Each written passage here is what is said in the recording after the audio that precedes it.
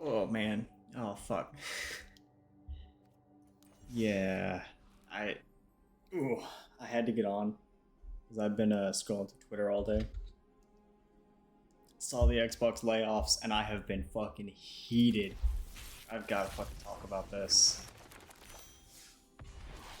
So I'm gonna sit here. I'm gonna play some Magic for something in the background. I'm just gonna talk my piece, basically. Yeah, Tracer. Yeah, did you suddenly hear me start talking and now you want to come bother me and step on my coffee? Don't step on my coffee.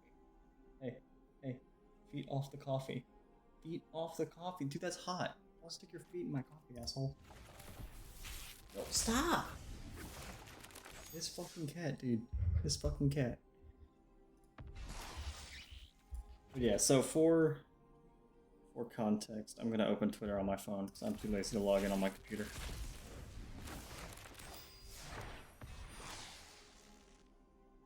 Weave the Nightmare. Weave the Nightmare was one I wanted. I have to admit, I just blasted through those card packs and didn't pay attention. So as of today,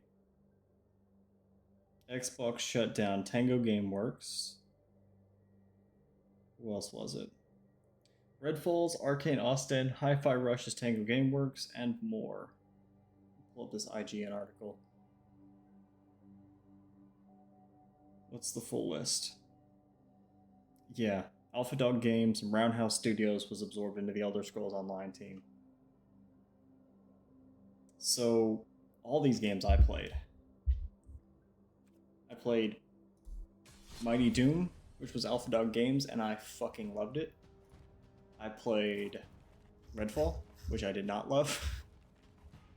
But no matter how much I did not love that game, I would not want to see them shut down, no matter how much I didn't like it. Like, under no circumstance do I want to see a company shut down, no matter how much I dislike whatever game they make. I don't care how bad the game is. I don't want to see people lose jobs. More variety is always better. And it was cool to see them try new things. You know, Tango Gameworks was especially good at that. Every game Tango Gameworks released felt like something new. Although, Evil Within was, of course, a kind of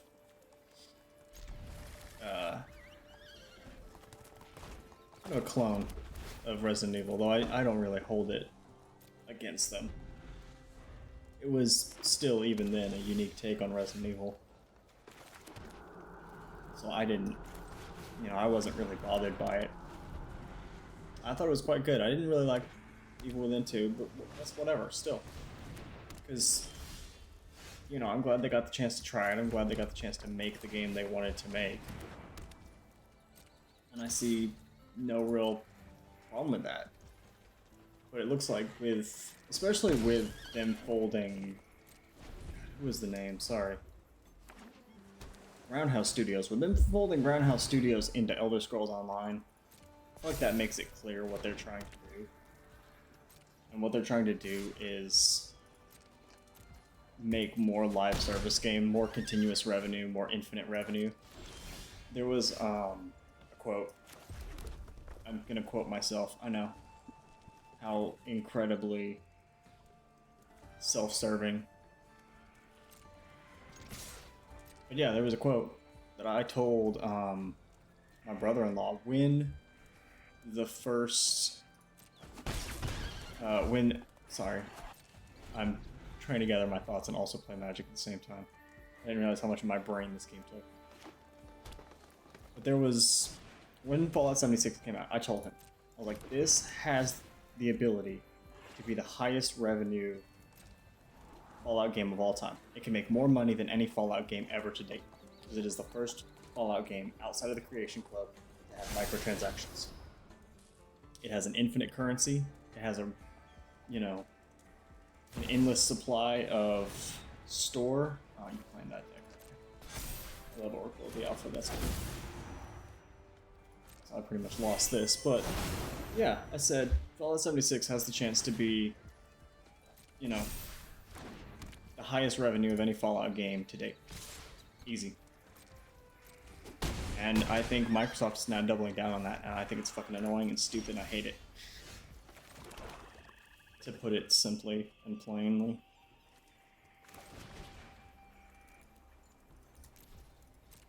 Yeah, with them folding everything into Elder Scrolls Online, I think it's very clear exactly what they're going for. They're trying to generate more revenue. They're doing more Forza Horizons. They're doing more Fallout 76s. They're doing more Elder Scrolls Online, more Halo. All of these games where you don't go in, buy it once like Hi-Fi Rush, and then you're done. You don't keep spending money. They want you to keep spending money. They want to increase revenues. And that kind of thing just, it annoys me so much. So I've been playing Far Cry 6 a lot. A friend asked to play Far Cry 5 and 6 with me. I went back. They're playing Far Cry 6 again. And there's a system in there where it's an infinite series of missions. They repeat over and over and over again, and they just keep coming back infinitely. I forget what they're called, operations or something. It's very clear pretty quickly that this is just an infinite revenue stream.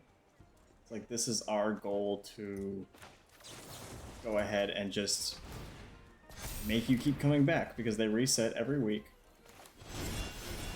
And with them resetting every week, there's another reason to keep coming back. Thanks to that, it's, you know, it's infinite engagement.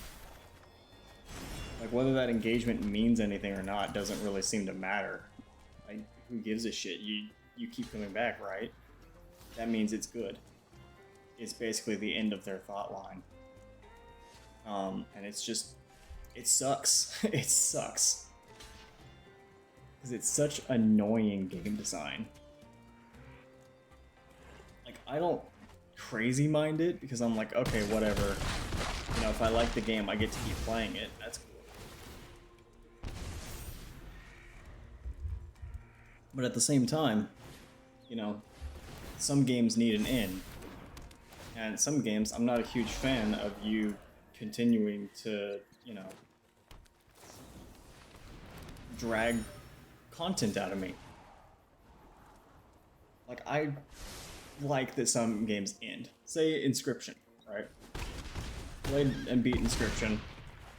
Got to the end, got to the special stuff, whatever, you know. And then the game was over. But the game continues on. If you want to keep playing, there's another mode.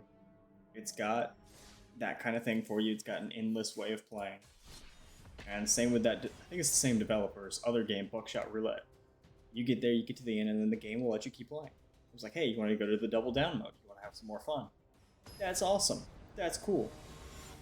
And it's clear that things like Far Cry 6 that are trying to generate revenue, they're trying to get their hooks into you. They're just doing it to generate more revenue, right? They want you to log on to Far Cry 6 every day in order to, you know, have a chance at getting a little bit more money out of it. You know, every day that you log in is another day that you might spend some money on the microtransaction currency. You know, you might want to buy that cool Splinter Cell suit you saw. You know, it'd be pretty neat if you could dress up like your favorite character, Sam Fisher. Why don't you ever consider doing that, huh? And you know, that's what they're trying to do. It's not infinite ways of playing so you can have fun. It's infinite ways of playing so you can spend more money. Which I know is a very ironic sentence to say while currently actively playing Magic the Gathering. There are a few examples of, check it out, infinite revenue in Magic the Gathering. Like, it is kind of the ultimate offender, you know. If ever there was infinite revenue sources, it would be Magic the Gathering.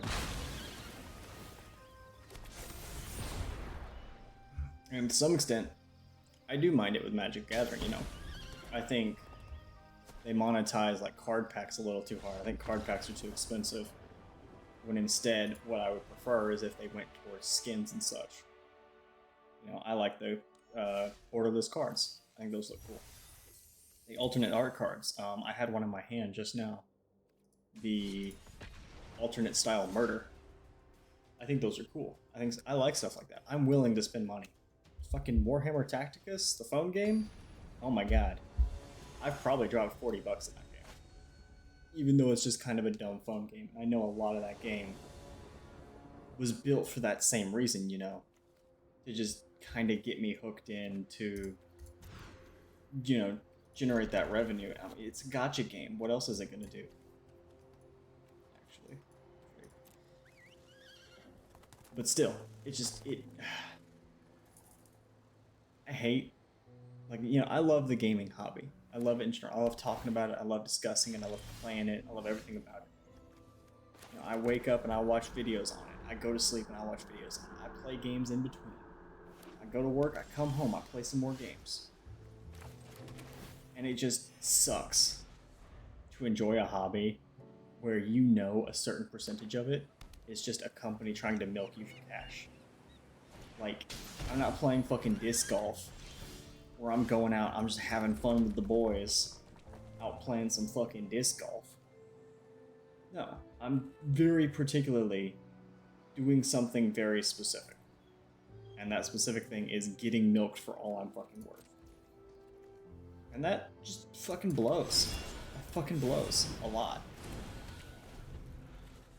Like, the artistry, the enjoyment, you know, the passion of it. Like, one thing that I've always wanted to do was make a video on Cyberpunk 2077. Always wanted to talk about Cyberpunk 2077. Because the reason why is overall, yeah, the game kind of fucking sucked. The game had a solid stack of issues. But at the same time, like, there was so much passion in the little details, you know? Certain little writing bits, you know, the way the cars were designed, the way the guns worked. I think that's what carried the game at the end of the day.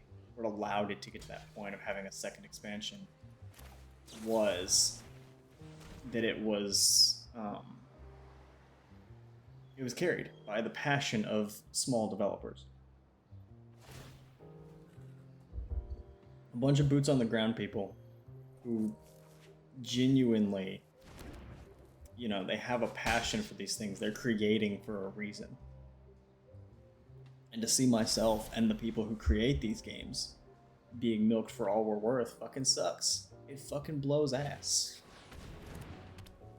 Like, it's a very crass way of putting it, but, like, I don't know what else to say about it. That's just kind of the way of things, you know?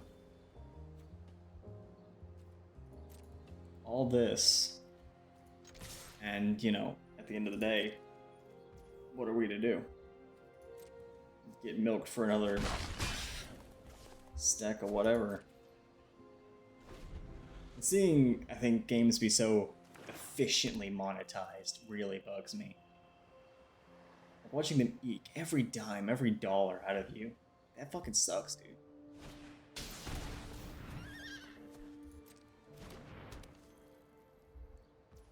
I'm getting distracted by card descriptions because I don't know the new expansion.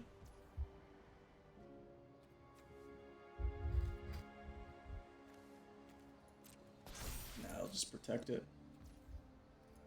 But yeah, so watching Tango Gameworks and all of them, you know, Tango Gameworks is the big one that everyone's talking about, but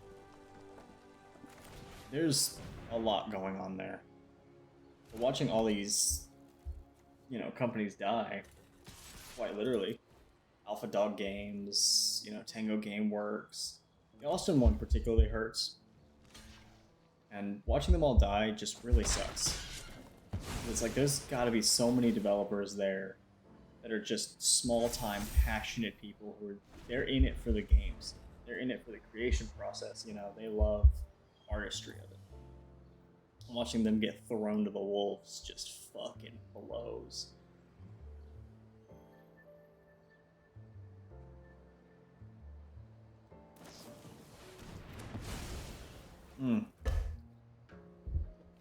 Damn, I just talked about Weave the Nightmare.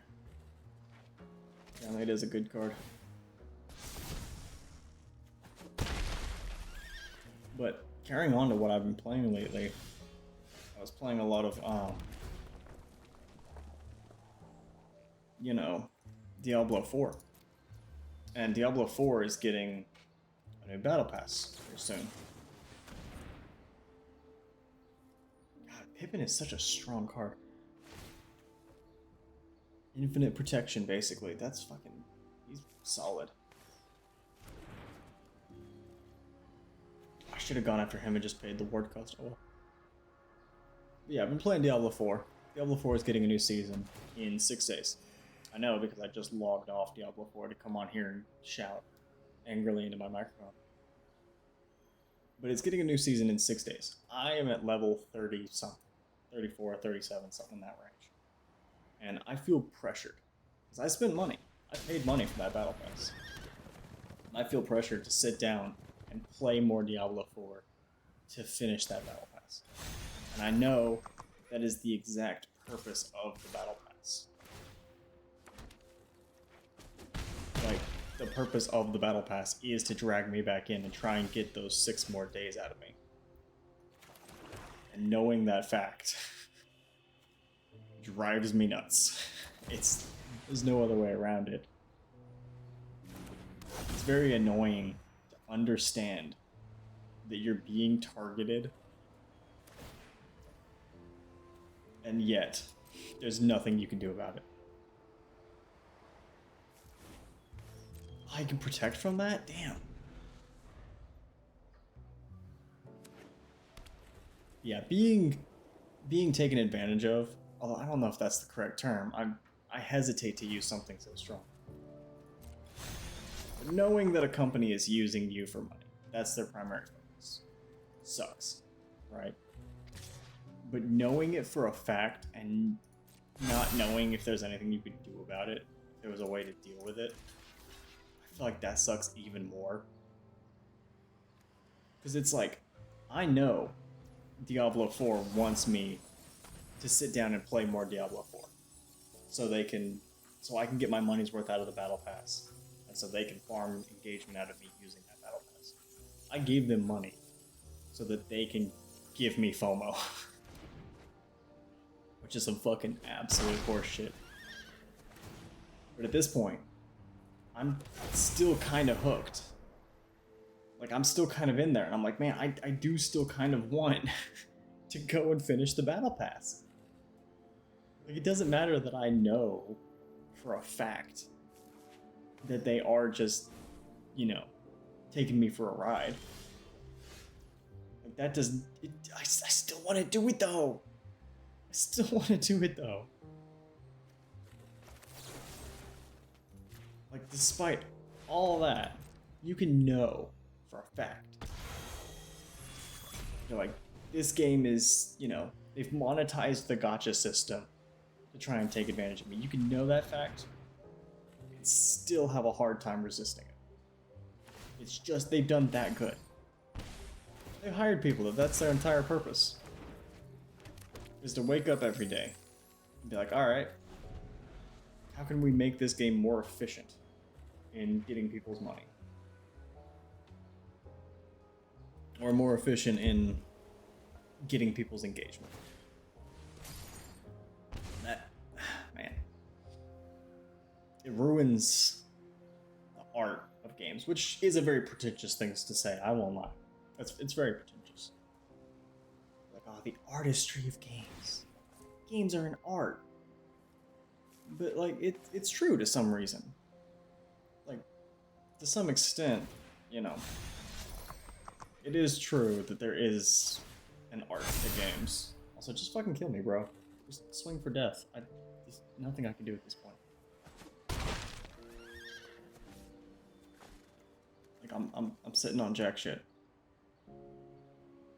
But yeah, the art form of games comes from mostly, like, people who are passionate about games. And, you know, they're making games for a reason. It's the small-time developers that went to school for making games.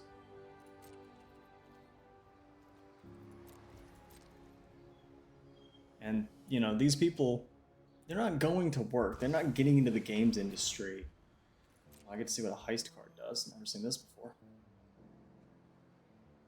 You get to choose something out of my deck, because that's some fucking bullshit.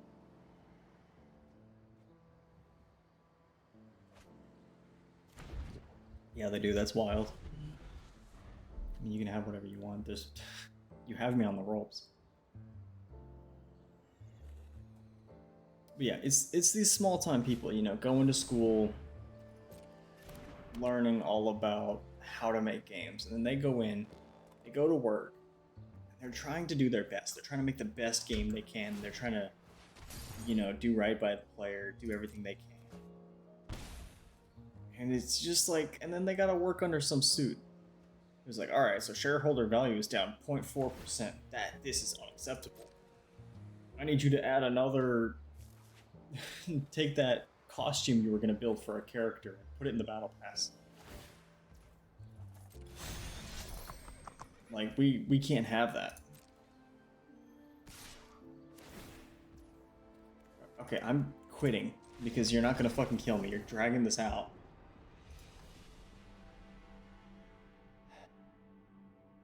I have almost worked through my anger. All this shouting, and I'm slowly getting to the point that I'm starting to chill out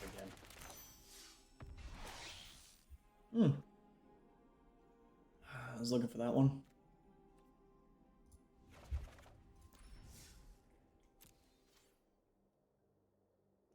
Have a cup of coffee and a good rant later.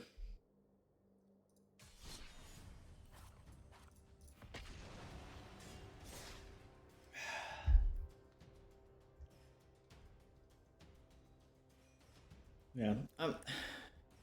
Oh, a point. I don't know if I got onto this point. Yeah, I'm about to start up again. I know, I paused for half a minute. I'm sorry. But another point that really annoys me, right, is Arcane Austin. So it was very clear very early on that Arcane Austin had this game foisted? There's a word there. I just don't remember what it was. They had this game dropped in their lap, and ZeniMax Studios, I don't think at the time that they were part of Microsoft. I think at the time they were still ZeniMax Studios. ZeniMax Studios was like, hey, we need a live service game. You guys go make a live service game. And these are single player developers with a particular pedigree. And now they're stuck trying to shovel out, you know, a corporate mandated live service game. And then, of course, in a twist of events that shocks literally nobody, the game fails. Like, the game blows. No offense to Arcane Austin, I'm sure you guys did your best. There is some cool stuff in Redfall. The gun design is kind of fun. I really like the aesthetics. The vampires are a very cool design.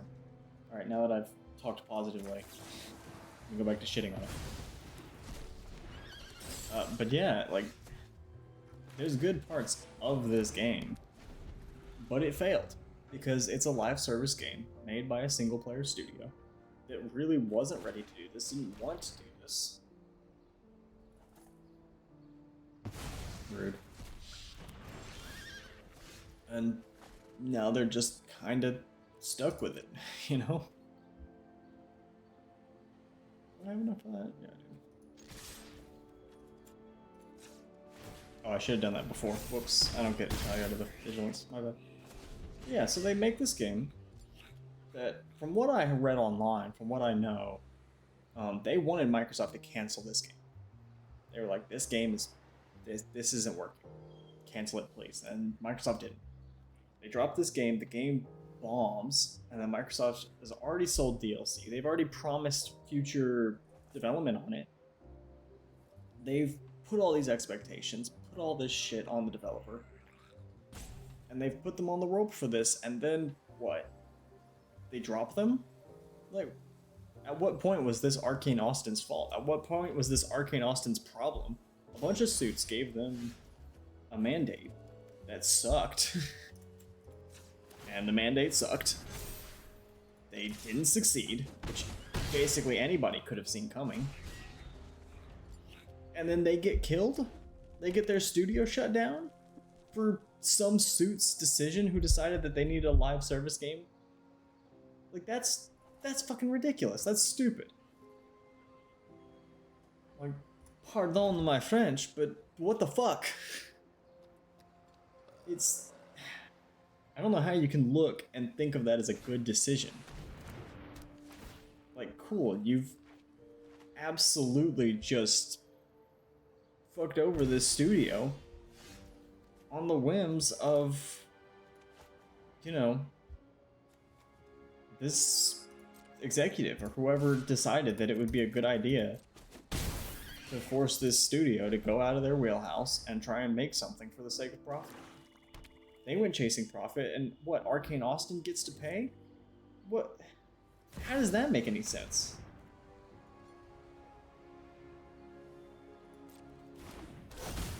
Like, that kills me.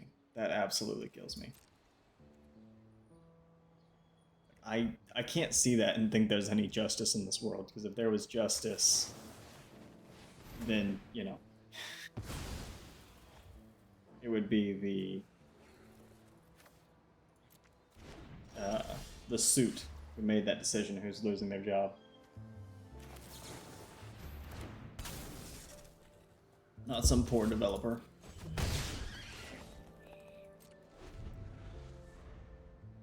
Like, to watch this studio have something forced upon them. Similar situation with Fallout 76. Fallout 76 is the first live-action game from a studio that, to my knowledge, didn't work on anything live service. I called it live-action, didn't I? My bad. Live service. Like, you've got a single-player studio in Bethesda who's worked on single-player games for as long as I've been alive. Actually, not as long, but something like that.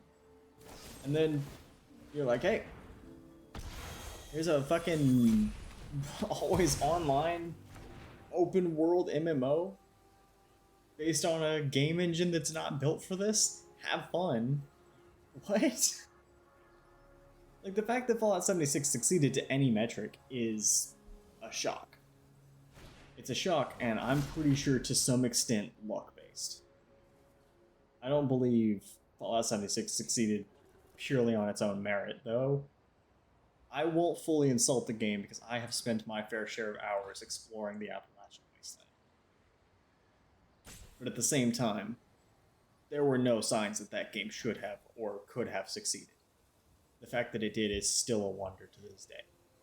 A sort of almost No Man's Sky-esque comeback.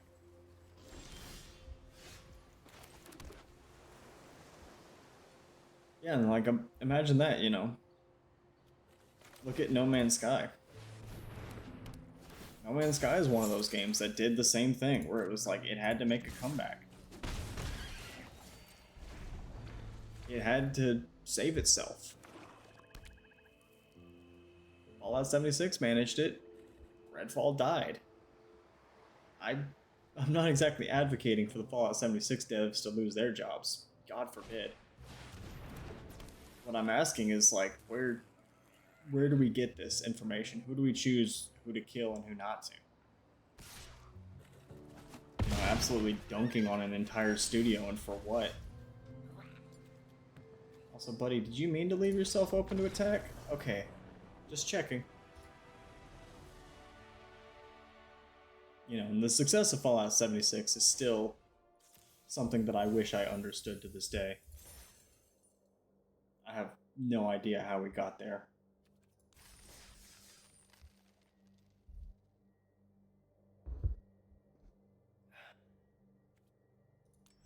Well,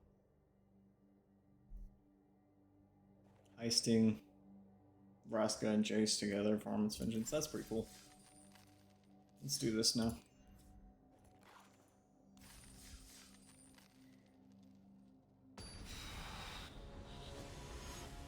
Yeah. I'm still pretty heated over the whole thing, because I hate, you know, seeing people just like lose their jobs like this, and for something that feels so fucking pointless. It's like, okay, you know, you lost your job because you burned $50,000 making some bullshit or whatever. Okay, maybe I can almost understand some form of like, you know, some upper management is like, hey, there's got to be consequences, you know, people fucked around. And now we're like, you know, we're in the hole or whatever. I can almost understand it then. But also, like, this isn't a situation of that. Tango Gameworks made some of the fucking best games I've played in a while. Tango Gameworks games absolutely fucking slap. Like, they do nothing but bangers, it feels.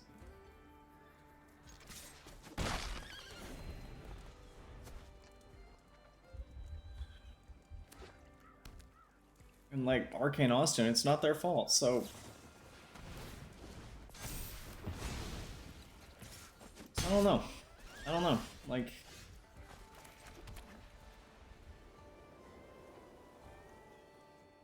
and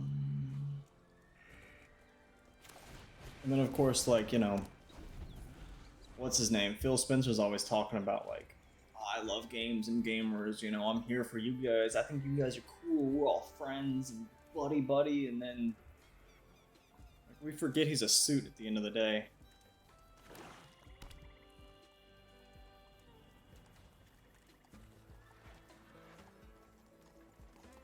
So I was like, no good. All my creatures ask for sacrifices, but I have no good sacrifices. Sorry, I'm getting distracted. I'm getting distracted in 100 different ways. I'm cracked out of my mind. I'm so high on caffeine, probably. That's not true. The other day I drank like 4 energy drinks. I only had 1 today. And a cup of coffee. That doesn't count. That's not caffeine.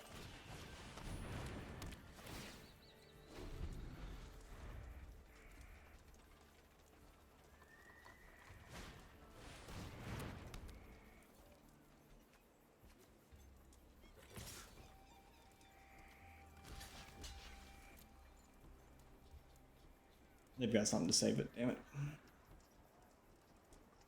Yeah, I had to get on and shout about these Xbox layoffs because it's been, it's been absolutely just driving me nuts.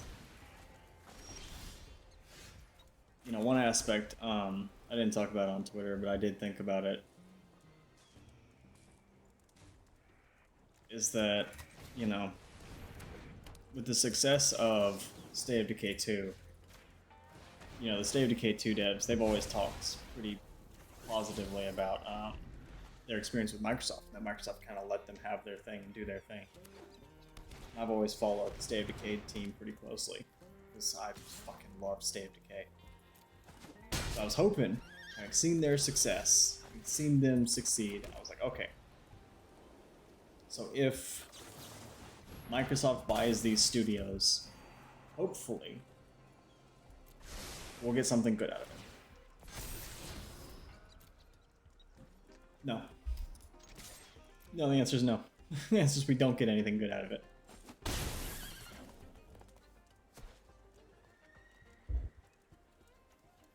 Like, man, I was really hoping that these studios could have like an opportunity to get funding to really make what they want to make. We could get some new experiences, some new kinds of games, you know. How many kill spells do you have, asshole? But yeah, I don't know. I guess that's part of why I'm so pissed off. It's not just something small for me. It's because, like, I was, you know, I was really hoping for something different from the industry. I don't know why, but I expected something out of a corporation. I should have known, my own mistake.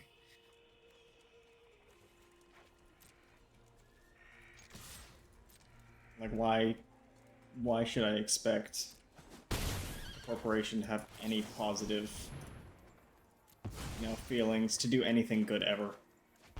Like, when has a corporation been known to do something good?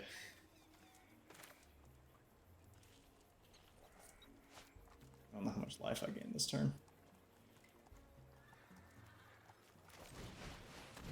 I'll drop them anyways. I can use that life link.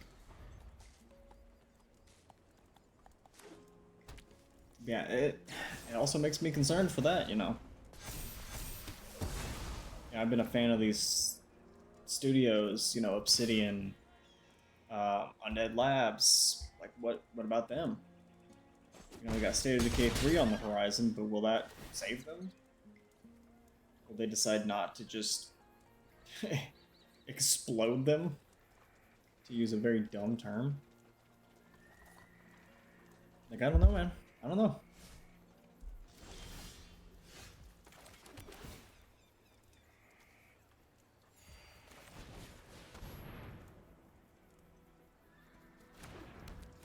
And of course, there's Ninja Theory. People were talking about that. They're about to drop their game.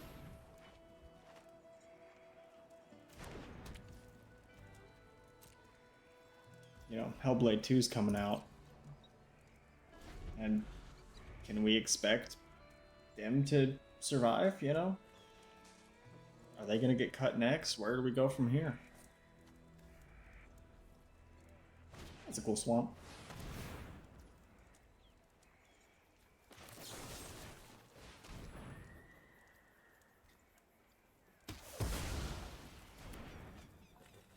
But also, I think I've said that a dozen times now, but to go beyond, you know, just Xbox, we've seen this trend across the industry this year where it's just layoff after layoff after layoff after layoff. Just absolutely continuous, you know, no one seems to get to keep their job right now. And it kind of really sucks.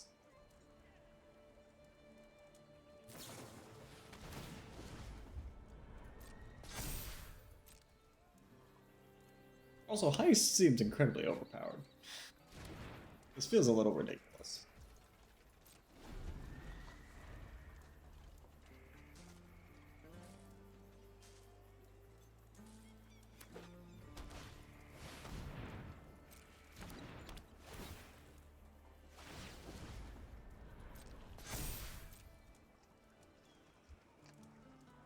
My deck does not feel quite as strong.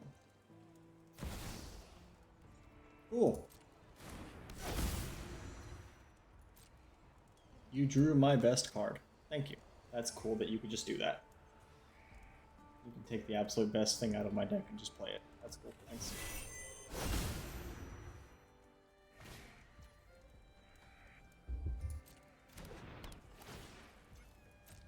You know, another thing I wanted to talk about was Ubisoft. I've been thinking about it for a long time. In part because I should have played it first, but well, it's too late.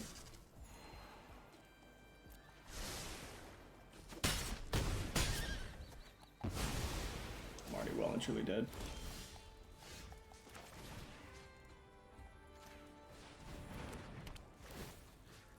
Oh, sorry. Ubisoft, right, is, you know, watching the slow decline of Ubisoft, watching it just absolutely whittle away at itself, become just a shadow of itself, you know? I tried to play Assassin's Creed Valhalla recently. I couldn't beat it. I couldn't beat it for two reasons. One, so fucking long. It's so long. It's such a ridiculously, painfully long game. I do not understand why they thought the need to make it so long. And two, no, don't drag this out, man. And two, I couldn't beat it because it was like, okay, so you know, you played halfway through the game. To complete the rest of the story, you need to be level 180. You're like level 110 right now. It's like, what do you mean? I need 70 levels. Like, this is ridiculous. This is brutal. I don't want to finish the game if I'm gonna have to just run around the map farming levels for several hours. Like, there's no fun to be had here. I'm not enjoying playing the game anymore. I'm not engaged. I'm not having fun. The quests are 5-minute adventures where you go and interact with 4 things. the entire concept of leveling in an Assassin's Creed game already sucks butt.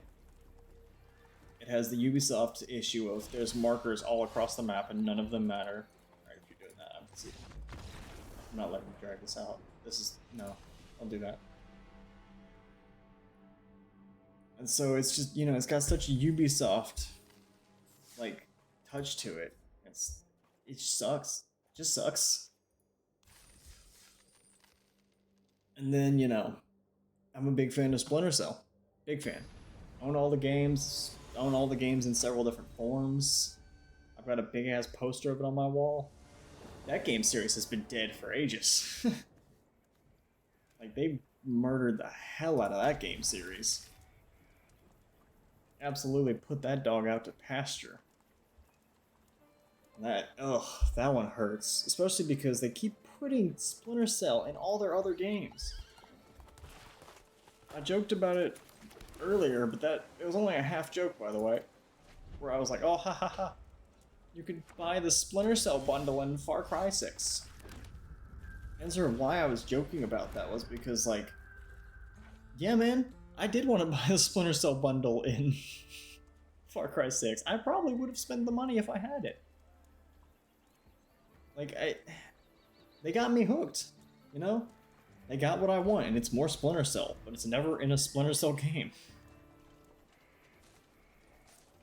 Like, that's kind of the problem, And then we got Splinter Cell in Ghost Recon, which, don't get me started on Ghost Recon. That's a whole other deal. So I'm glad to see that there's apparently definitely a best deck that everyone's going to be playing. Cool.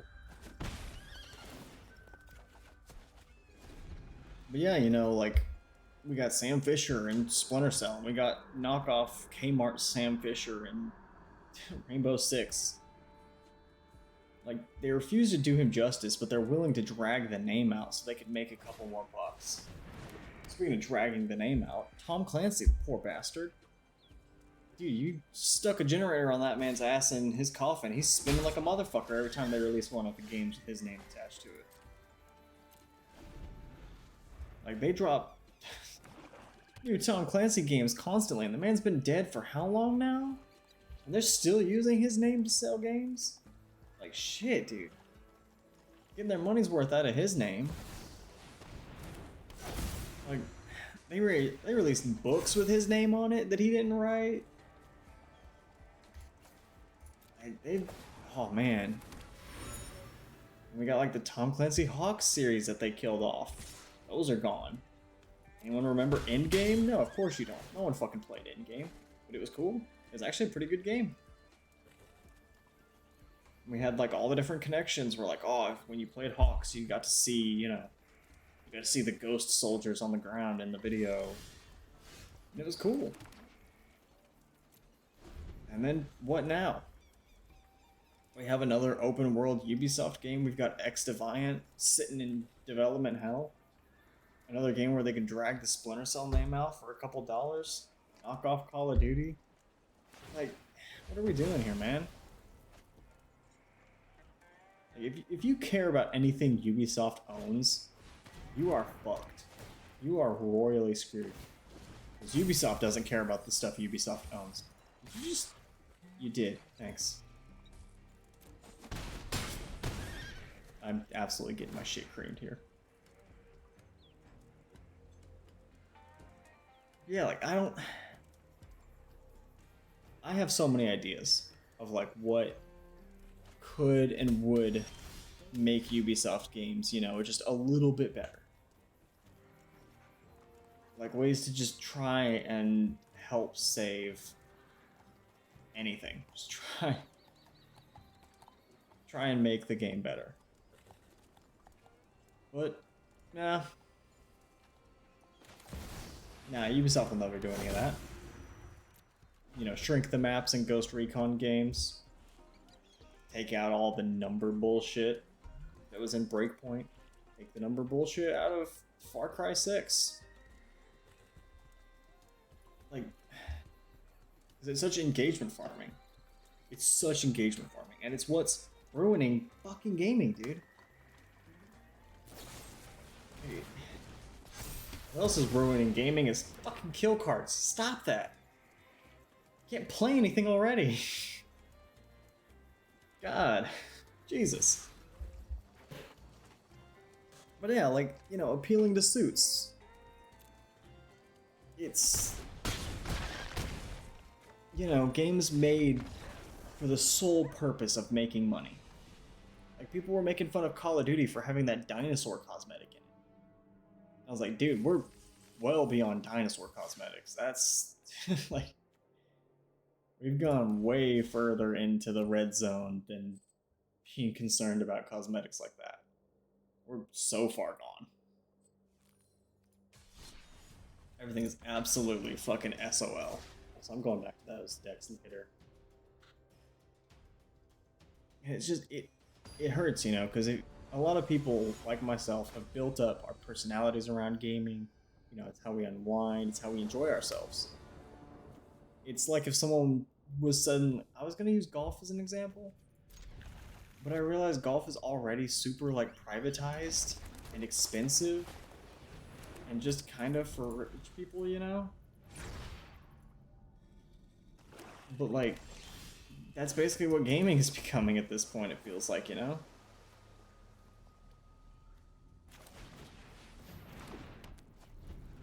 Like, yeah, everything is monetized.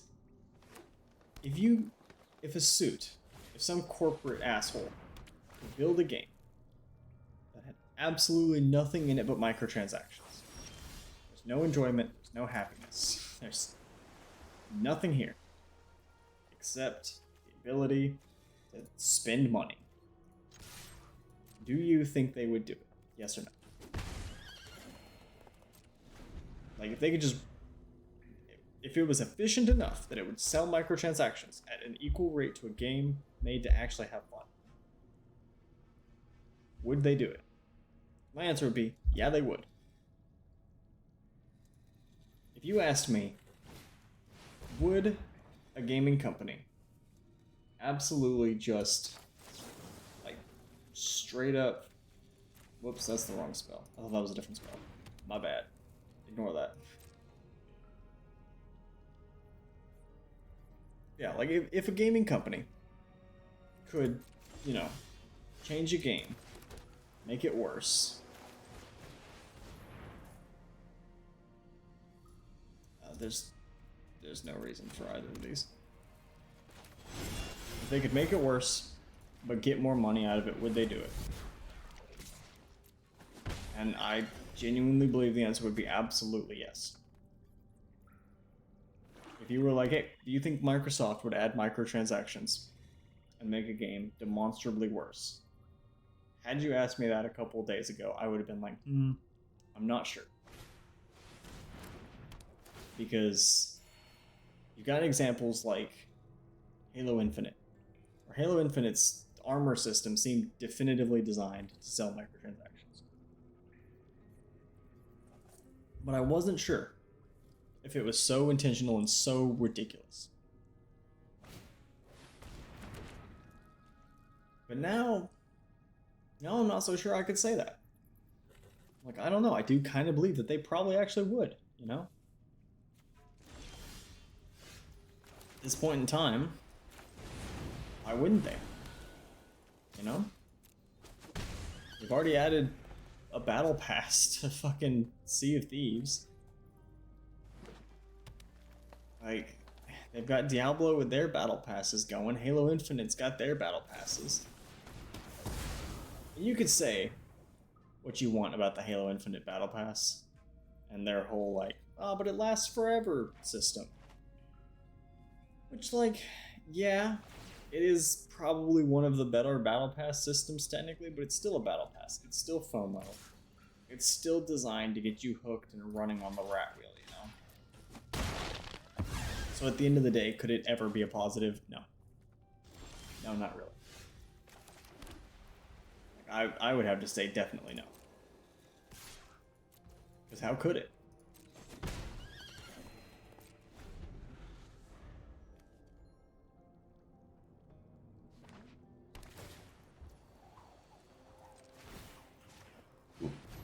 Ooh, that's that coffee.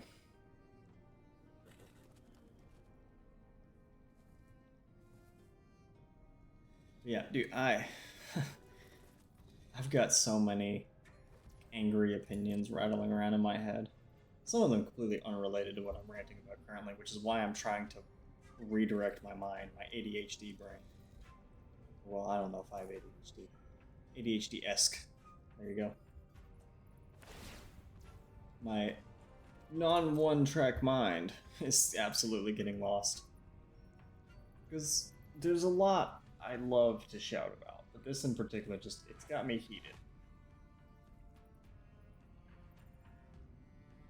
You know, seeing so many layoffs this year is just fucking bad. It's just fucking bad.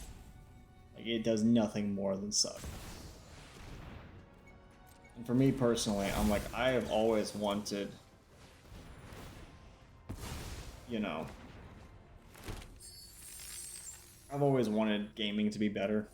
You know, that's always been my number one goal when it comes to basically anything having to do with gaming. I've always had the opinion of, you know, this is my passion. This is what I enjoy. I would like it to be better. You know, all the series I enjoy, I'd like to see them continue and continue to flourish. But it feels like the people who own the rights and the ability to make the games do not feel the same as I do. Like, they don't give two shits about how good or bad games are, how much enjoyment one can get out of them. What they give a shit about is how much money they can make out of them.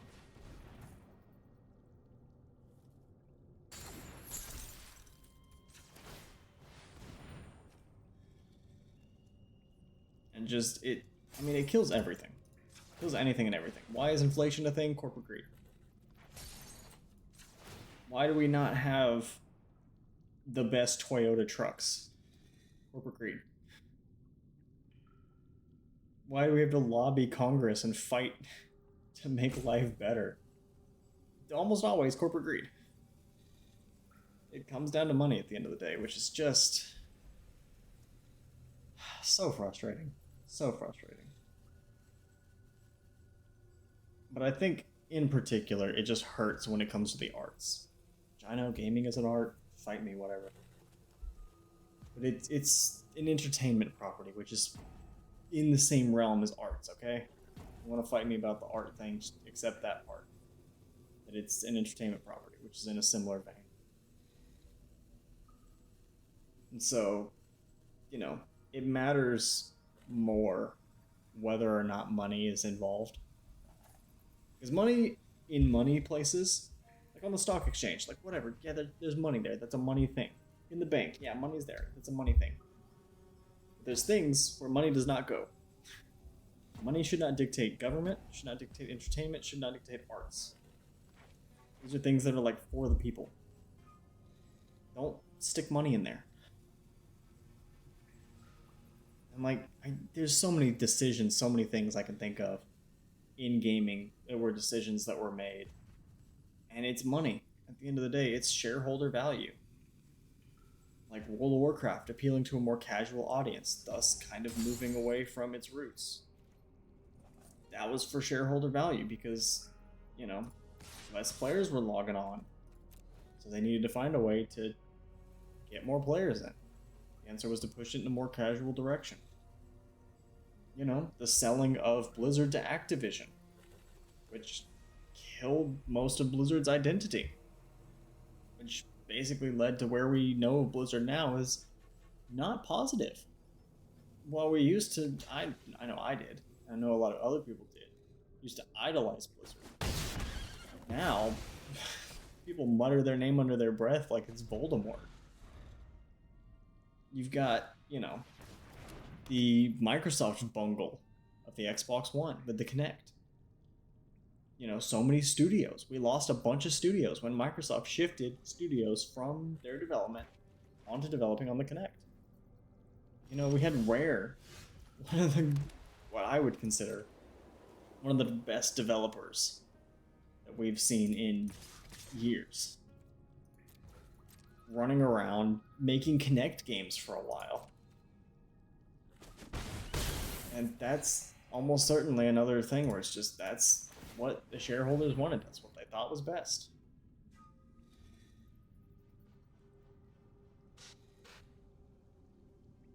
You know, and then we got basically everything Nintendo does. Nintendo's just weird, though. Everyone, that's someone I think we should bring into this conversation, but I don't know where. Nintendo feels like they're always making weird decisions, and I never know what it's for.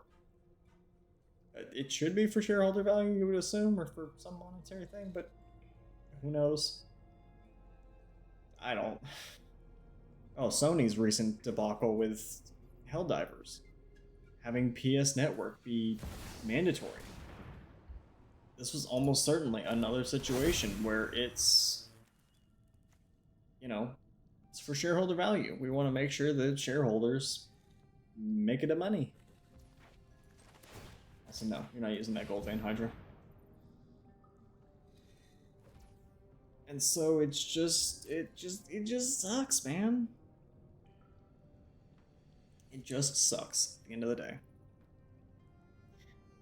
I wish I had some great, profound knowledge, but this is just someone who's passionate, someone who's watching the thing that they're passionate about suck dick and just get worse over time.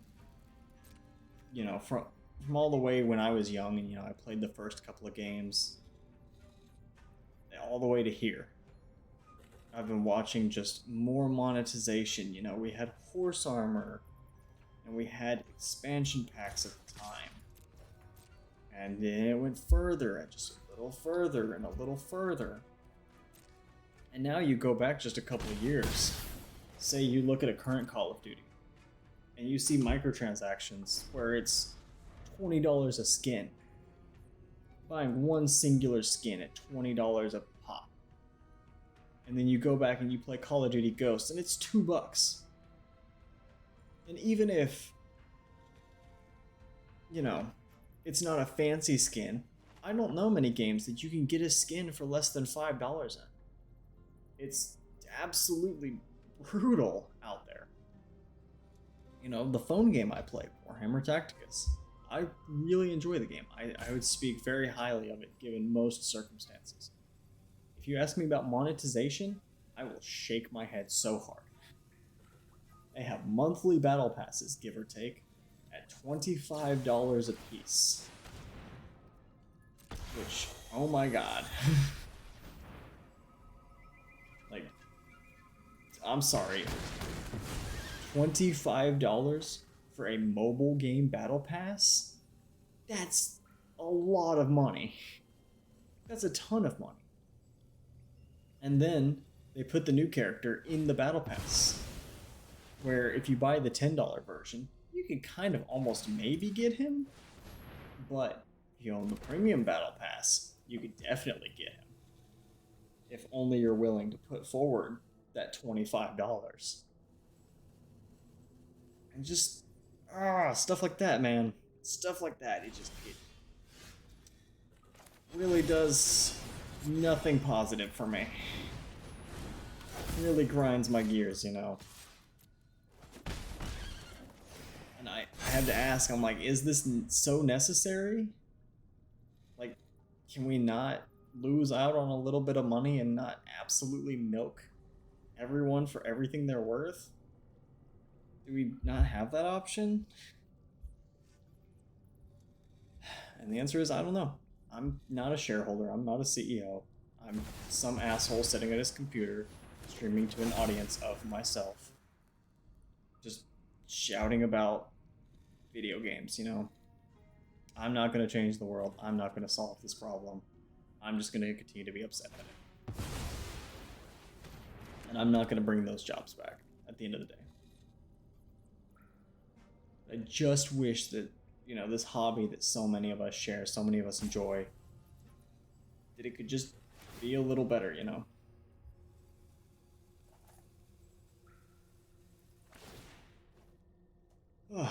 Well, that's most of my energy burned off about how angry I was about this whole thing. It wasn't even my job that was fucking cut.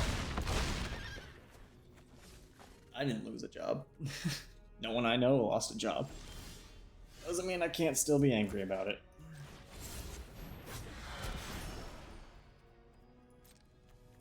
Doesn't mean I won't still be angry about it, because I abso-fucking-lutely will.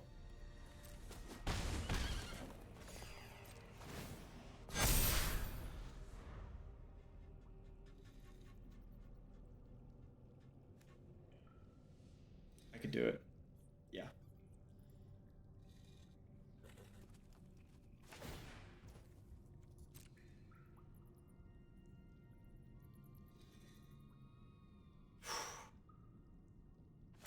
Oh man, judging by how much shouting I was doing on Twitter, I was like, man, I gotta just boot up and I gotta just shout out this man. It's like this something else.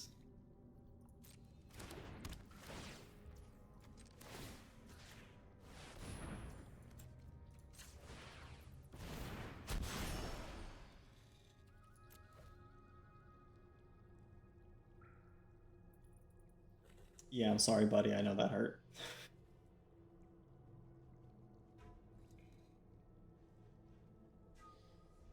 Oh, just going back to it. I know. I'm gonna continue to shout a little bit. It still annoys me, playing Far Cry 6 and seeing how they're definitely 100% just trying to drive me forward, trying to get that little bit more content out of you.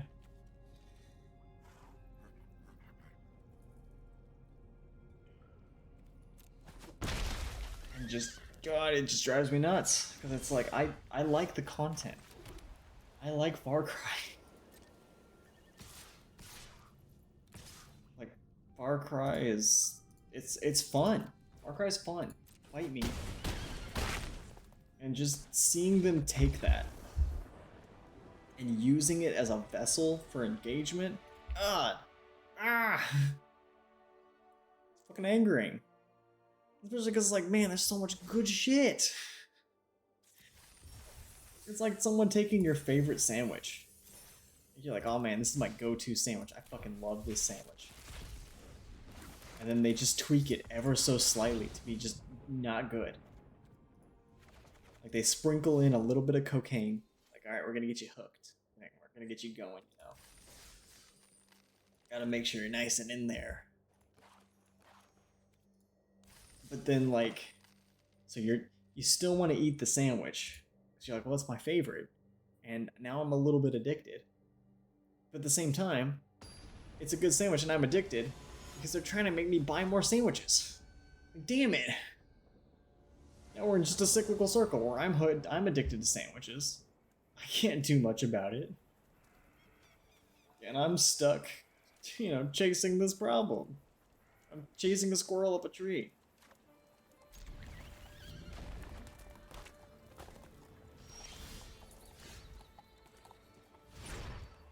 Toughness, power, mana value 4. Okay, I see how that works. Okay.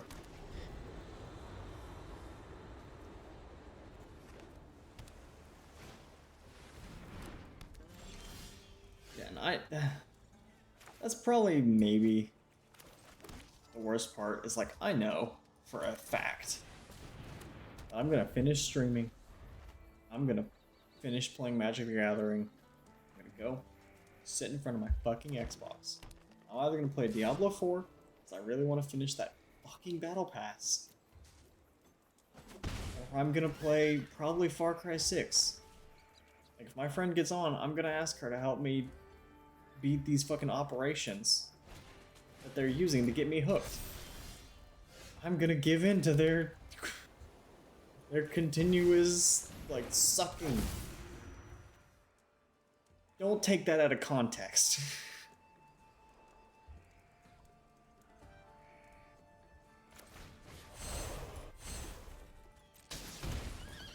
Oh, ow, I didn't realize that was gonna do that. Okay, that's cool. That's fine.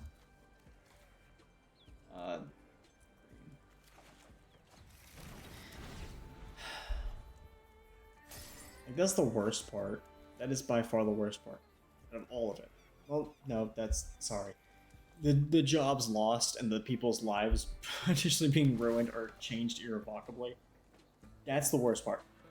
The worst part for me personally, as someone who is looking inwards for this entire situation. It's definitely... Ow, I didn't realize they could do that. That was rude.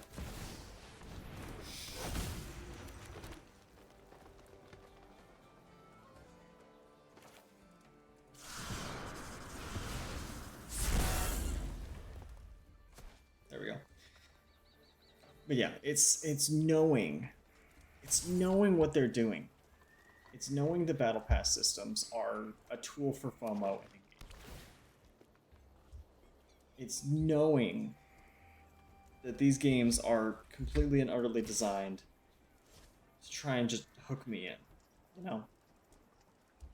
And yet I'm still gonna give in. Also, no, you're not getting me with that trick twice. Fuck you. Stop that.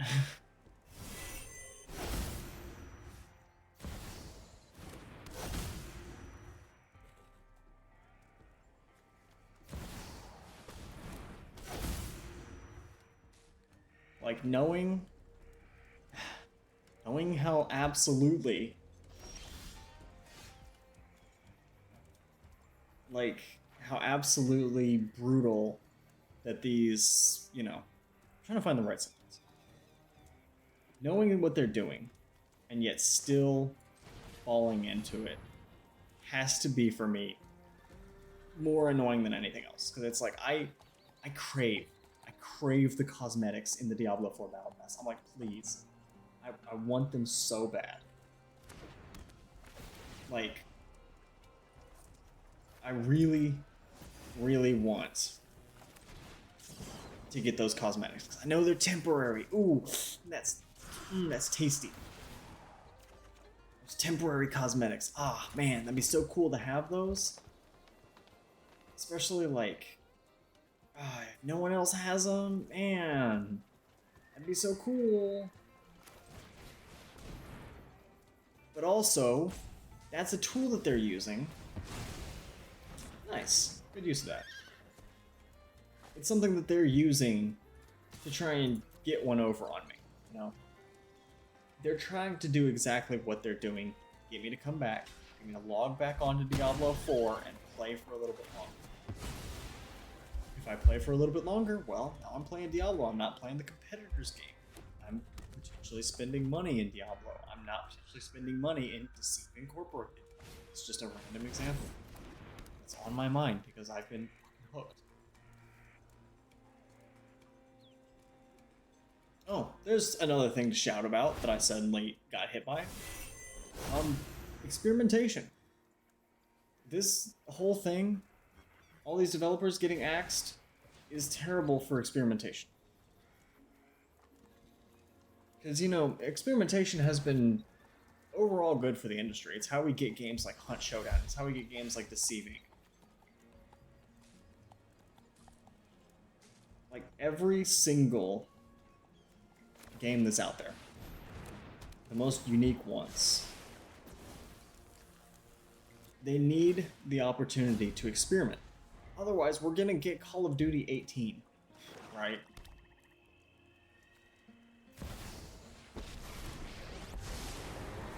Like, if we don't have the opportunity to try and do new things, to see new places, we don't get new stuff. We don't get Titanfall. We don't get, you know, movement shooters as a genre. We don't get Team Fortress, which ends up, you know, igniting into the entire hero genre.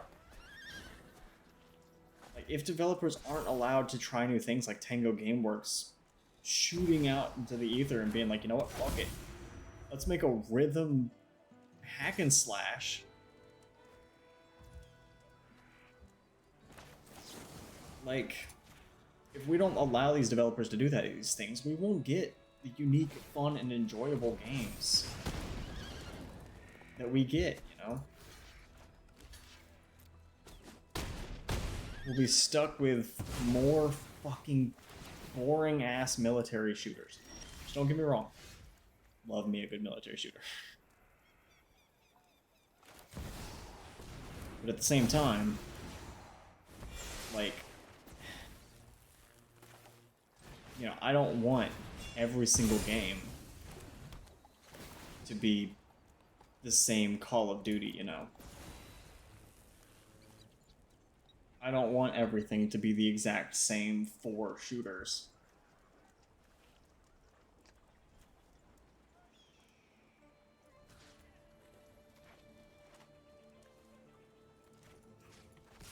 That way. But if we kill any, you know, any group, any company that makes more unique games, that's what we'll end up with. And that's what I'm worried about.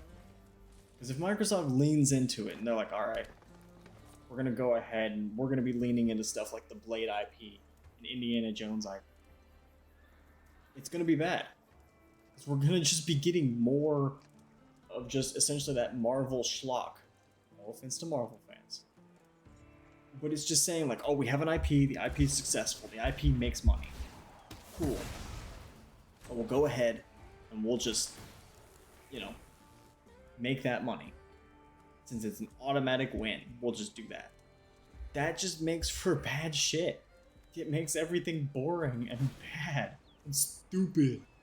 Another piece.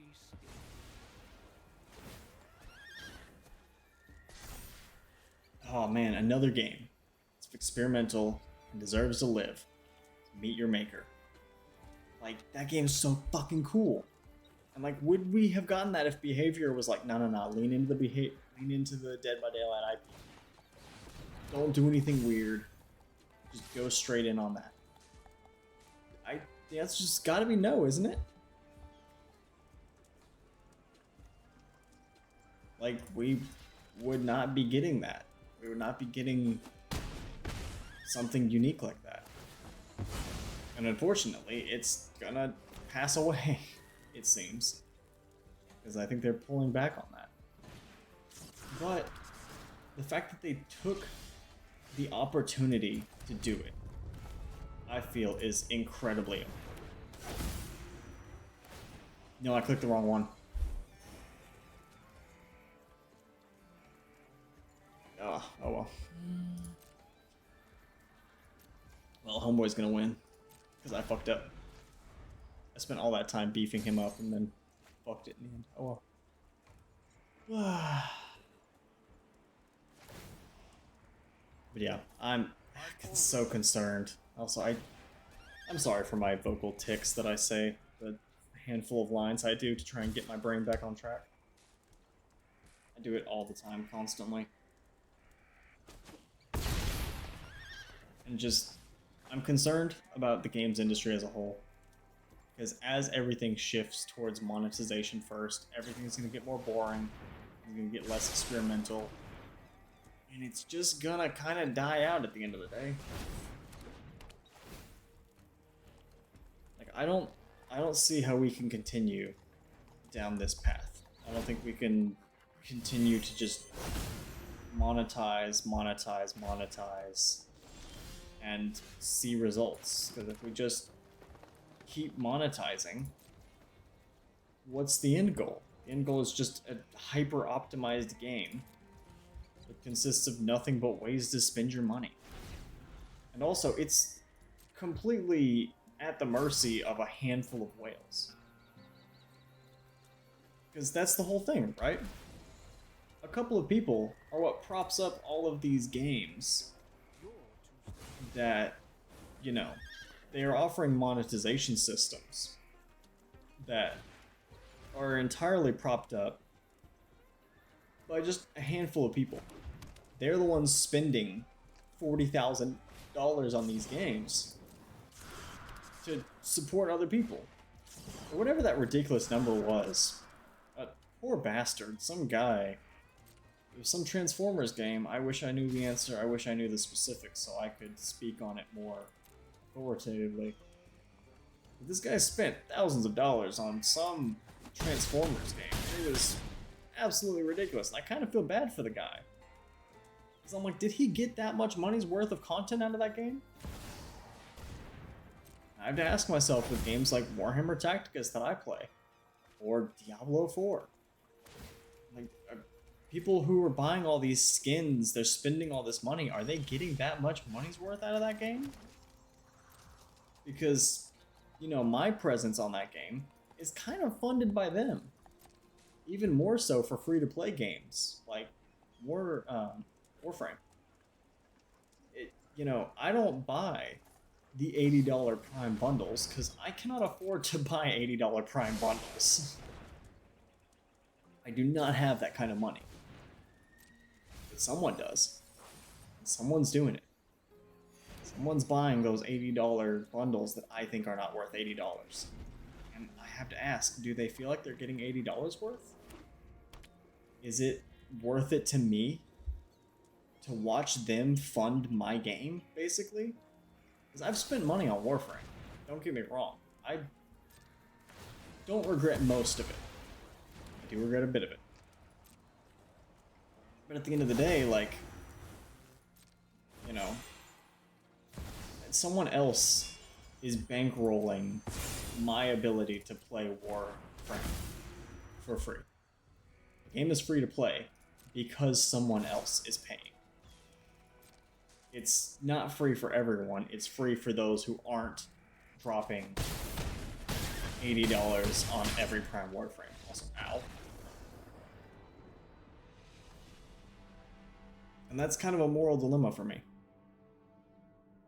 I don't know if I can sit and say, yeah, it's totally cool that someone is spending dozens, potentially hundreds of dollars to bankroll me, to make it to where I can play this game for cheap or for free. And that goes for any game that has monetization systems like that. You've got Fortnite with their free systems. You've got, Warframe with their free systems. Warface, War Thunder, World of Tanks. All these free games that are hyper optimized to get you to spend money. That's where we're going as an entire industry. It's where everything's pushing. It's where everything's going. And I don't know if I feel good about it. On the front of, I can't afford it, so I'm playing a lesser experience. Even here in Magic the Gathering, I can't afford to spend a ton of money to finish my collection. So I've got tons of sets that are going to continue to sit at 1%, 2%, 15%, 0%. But there's someone out there that this game is free for me to play because they've spent a ton of money buying this or that. And I don't know if I'm okay with that. Like, I'm playing a lesser experience because I can't afford X, Y, or Z. So I have to grind harder. I have to play longer. And sometimes you can't afford to play longer. There's only so many games. There's only so many hours. And it feels like it almost grates on my soul to think that someone is being potentially taken advantage of so I can enjoy this experience for free. I kind of would just prefer if I paid for it. And as microtransactions get more expensive, I'm like, I don't feel great about selling $20 skins, $300 death boxes in Apex, because it's free to play. Like, that person is paying 5 games worth of full price on launch money, so it's free for a death box and everything else that technically comes along with it. It's not just the death box. But it's like, I don't know, man. I don't know.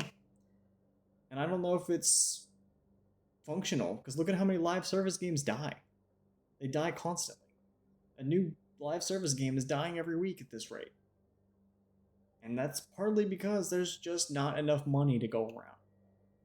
There's not enough whales to be milked to get to the point where we can have all of these games continuously making more and more and more and more and more and more money. There's not infinite money. There's not infinite money, and as we stagnate, as we make more live services, if Microsoft shifts all the way into Fallout 76, Elder Scrolls Online, Halo Infinite, if they put all their eggs in this live service basket to try and make as much money as possible to leverage their IPs, it's going to end up collapsing in on itself. There's going to be no fucking games to play, because we're going to have just these handful of live service games that are pumping out the same handfuls of content constantly. And it's just going to collapse in on itself. How is Xbox supposed to maintain any form of like value. If they're prime studios, if the studios they own are just a handful of games releasing the same content, that'll grow stale eventually, won't it? Or will we get Destiny 2, where Destiny 2 just refuses to fucking die? Like, no matter what Destiny 2 does, it refuses to die and it continues to sell $15, $20 microtransactions. I don't know. I don't know. All I know is I'm fucking pissed. I continue to be bitter. But yeah, I don't know. I'm probably gonna leave it there. I have plenty more shouting to do, but I don't know if I want to yap your ear off. I've already done it for an hour and a half now, almost continuously. I could probably do it for another 30 minutes or so at least. I got plenty more yapping to do, but I'll yap later. Hopefully about something more positive. But for now, I'm glad my PC didn't crash because it's been bugging, which is why I haven't been streaming, because my PC has been on the fritz. On the fritz, to say the least. I've got about 4 functional USB ports. It's crashing, and the audio is bugging out. I'm so glad it worked for this. But yeah, we'll see if I get angry enough to stream again and yap some more. So that's it for today. I have to go calm down and make another cup of coffee.